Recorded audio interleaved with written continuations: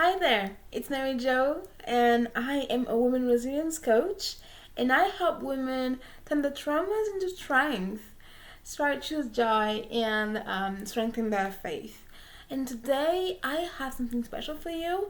We're going to talk about something that I really love, and I think we lack some depth on the concepts nowadays in self help, and I'm truly thinking that this concept is something that you might want to get a hold on to because you might think, um, where were you? I was waiting for this my whole life. But truly, it's going to change your life for real. I'm telling you, for real. Now, if you don't know me, hey, I'm Mary Jo. I am a women resilience coach, and resilience is bouncing back from adversity and challenges. And so I love having clients get back up, encourage them, and also coach them into being the best version of themselves and shining in the world, right? For resilience. And so what I love to do also is to help women connecting with their worth, because it's so easy for us to be like, yeah, no, I know who I am, I know my worth, but not living in it, right? But today you're in for a treat. Okay, it's going to be great. We're going to talk about your shrinking patterns in a series called Stop Shrinking Sis. How about that? Cool, huh? So yeah, stop shrinking sis. Okay, how about that? I think it's going to be empowering and inspiring. So I'm going to help you identify your shrinking patterns and find out what is it that can cure it in your situation and how you can learn from it and grow from it to bounce back like never before. I'm telling you, it's going to be powerful and empowering. So to get back on all of that, I want to share with you a bit my story with resilience. See, I have a chronic illness that has led me having spending several days in the hospital and having to deal with doctors telling me that I was too complicated to treat, or that my health was a bit of a mystery for them. And I had to learn that those doctors could be nice and trained, might not always be really tactful when it comes to telling what they think is the truth. And so I realized that I cannot let that get me into depression each time I go to the doctor. And I have to choose to have tools to be prepared to feel my best. So that when I get there, I know that I know that I know that I am on the right track. Okay? So that helped me a lot. But more about that, I was dyslexic, and so at school it was hard in the beginning, and then later on, I just learned that I had to be a good student if I wanted to be included and to fit in. And I struggled at school, but I loved people.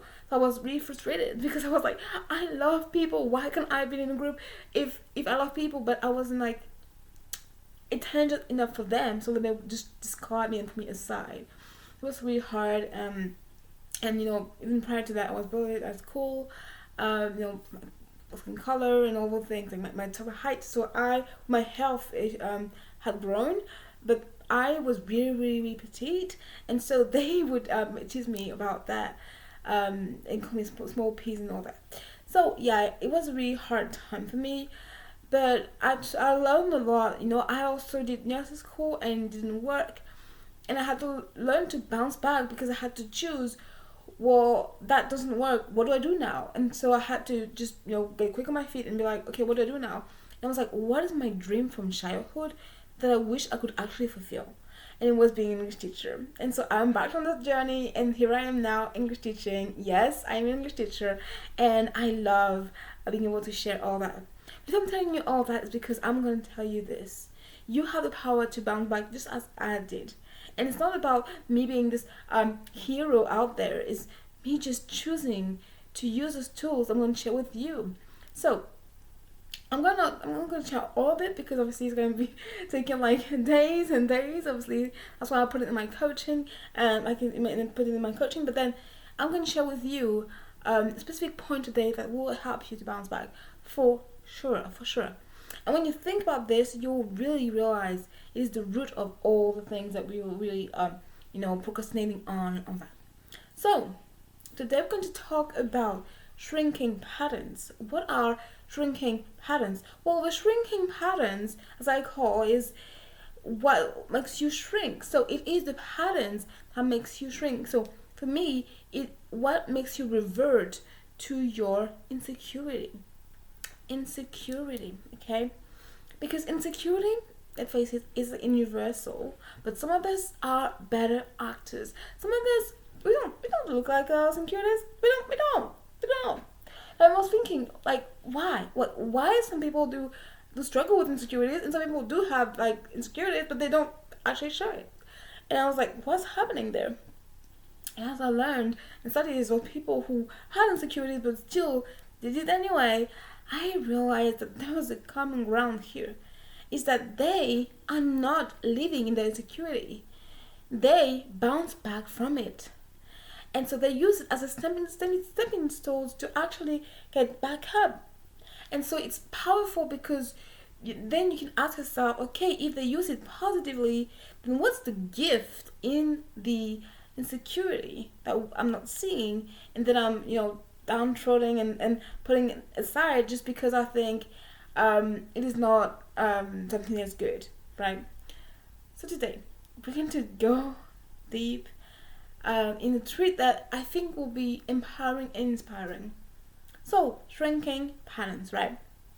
So, we all have shrinking patterns. So, what are they? As I said, when you revert back to your insecurity, but what it means is that, for instance, let's say that one of your insecurities, let's say it's silent suffering, okay? If you have silent suffering there as your insecurity, think about the way back to feeling okay.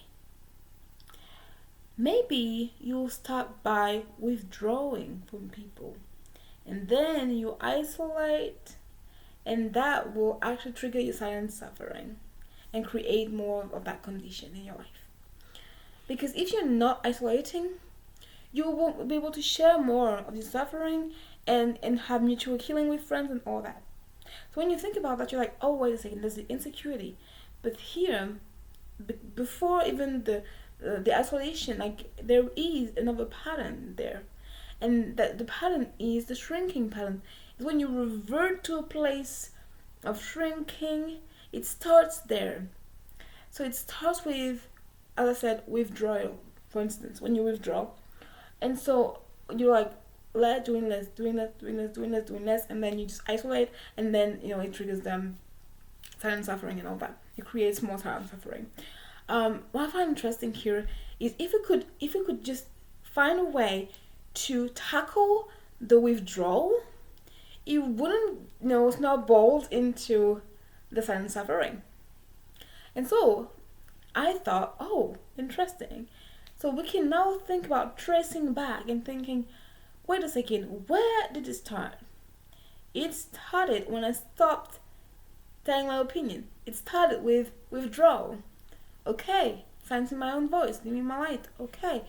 So that's an example. But for instance, I think that we have to think about those patterns, because if we can avoid us going to isolation by withdrawing, we could choose intentionally to bounce back from the withdrawal stage. How cool is that? That's your shrinking pattern there, okay? So it can be withdrawal. You can go, for instance, in silence mode. You can go, for instance, there's so many things that, like people pleasing, for instance, is a form of shrinking pattern, because you shrink back yourself to feed someone else, right? That's also part of self-neglecting, and it's also part of a shrinking pattern, right? And soul tie is also part of it. So when you think about this, you're like, oh, wait a second, what are the patterns that I'm used to that are actually hindering my resilience, and how am I able to choose resilience anyway?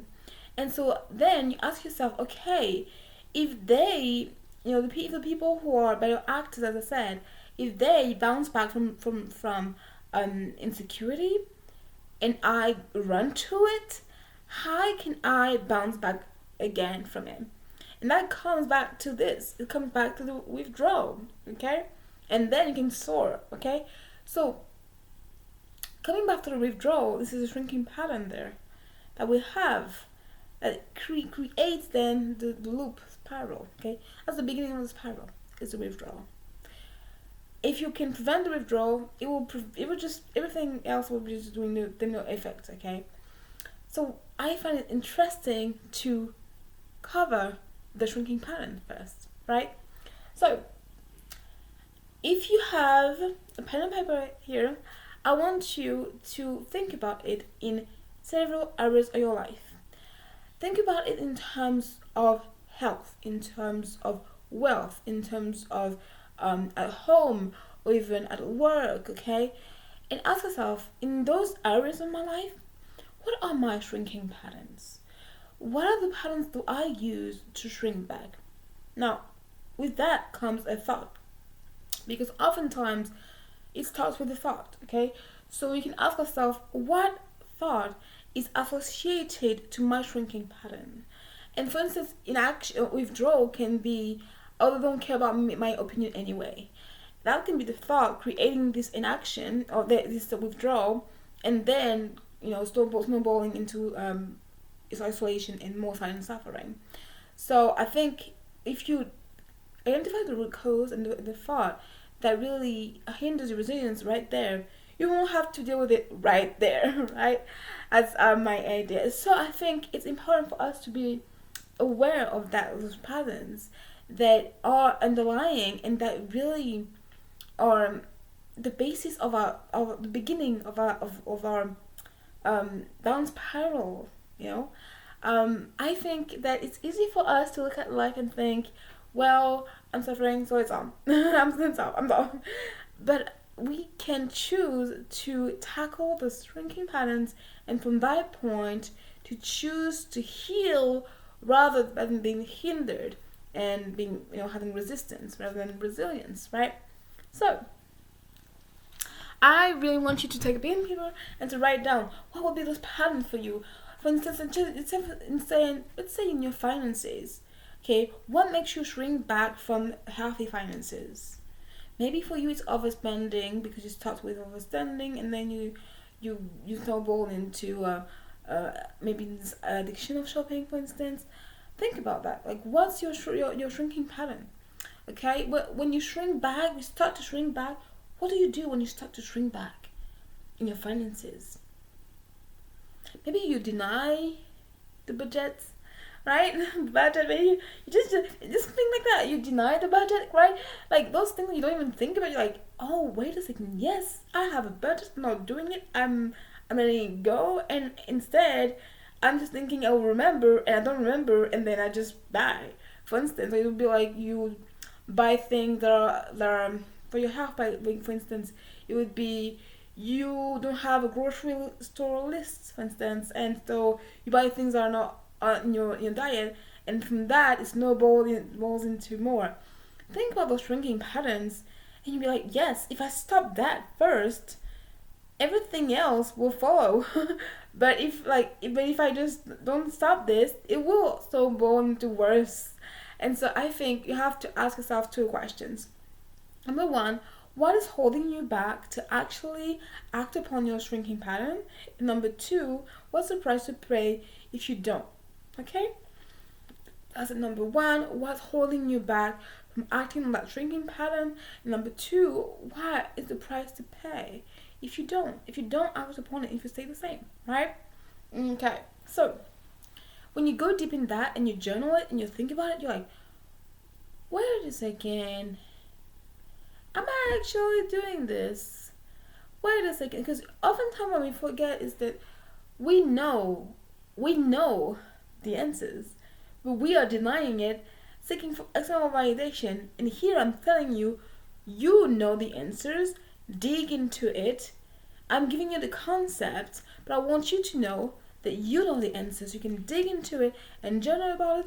What are those shrinking patterns in your life? Okay? As if at work, as I talk about withdrawal, okay, from meetings, maybe, or maybe just for like, from like social gathering outside of school, or you just withdraw, right? at work, it can be that. Um, and with in relationship, for instance, what's like one shrinking patterns? Maybe it could be silent treatment, or maybe you just maybe not just that, but like maybe you just start again to withdraw from people, or you push love away, or what would be the first thing you do before shrinking back? Yeah, that's you. I can ask yourself, and you're like, wait a second, I'm actually doing this. Wait a second, I'm not responding to messages. Wait a second, I'm not being a good friend, and what do I expect? What, you know what I mean? And when you focus on those things, you can work on those things. Because if you don't acknowledge it, you cannot reveal it and heal it, right?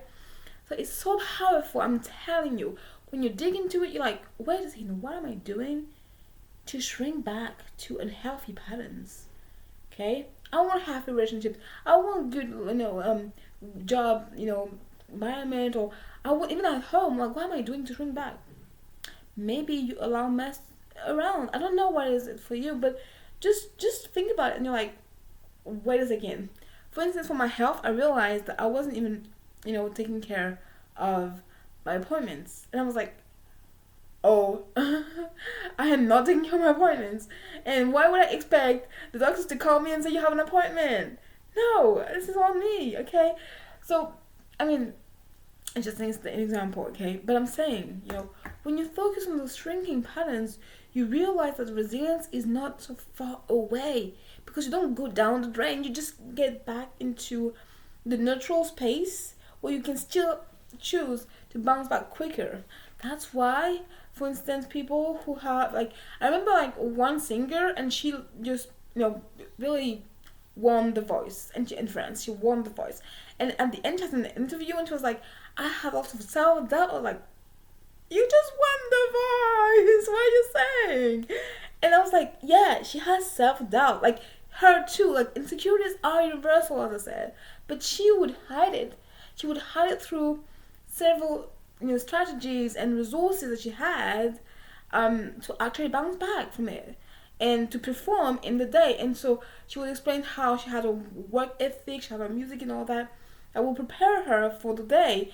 And I thought, why are we not doing this? Why are we actually preventing ourselves from having some prerequisite to action that push us in the right direction rather than just waiting and waiting and waiting and denying on actions to or lack of thereof, to then find ourselves into hurt mode and to isolation mode, and to really closing our hearts and all that.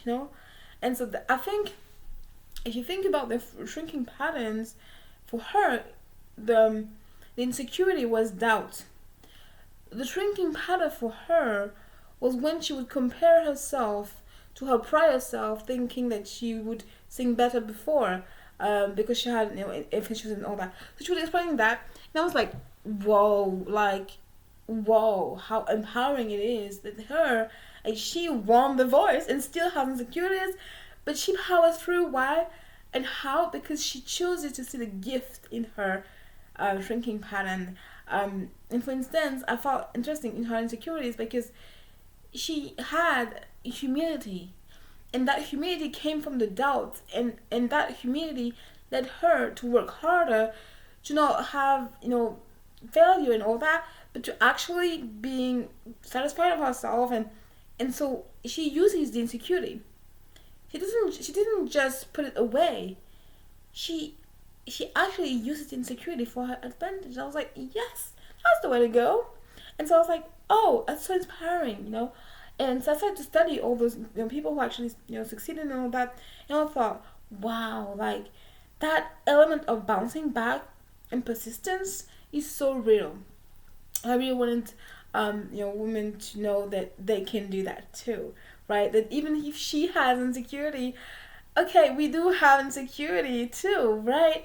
And that's okay. I think it's easy for us to pick parts of ourselves and all that, but then we all have the power to choose to see what's right rather than what's wrong, right?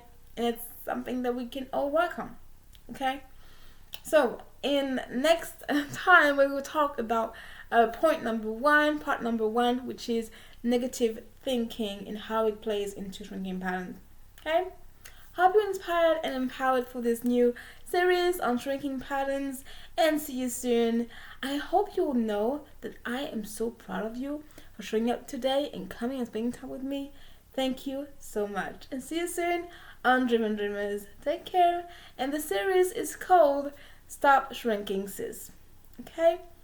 Bye. Take care.